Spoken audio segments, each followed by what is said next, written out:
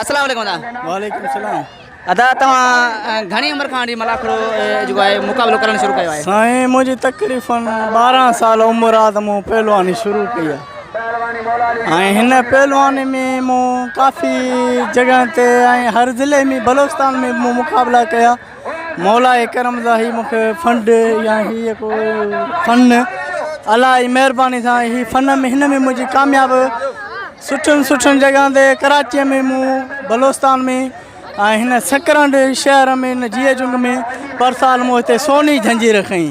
अच्छा तव्हां भला इहो मलाखड़े जी सिखिया कंहिंखां वरिती आहे? साईं असां सिखिया सैयद नियाज़ हुसैन शाह लकियारी असांजो उस्तादु आहे।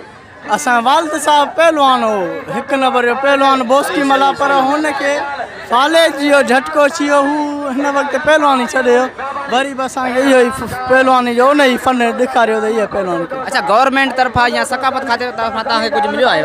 साईं सरकार जे गवर्नमेंट जे तरफ़ां को फंड न आहे मिलियो, छाजे करे ही पहलवानी असांजी सॼी आवाम ते गुज़र आहे। जेकी आवाम बीठी आहे इहा असांजी बाग़ आहे, इहा असां हिननि जा माली आहियूं।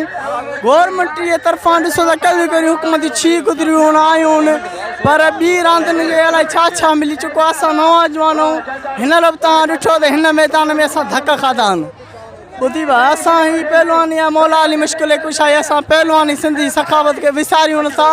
असां पंहिंजे हिन आवाम ते या जेको बि असां मदद करे थी हुन खाधा खुराक तालीम बि कयूं था। बाक़ी असांखे हुकूमत जे तरफ़ां को बि वज़ीफ़ो न आहे मिलियो।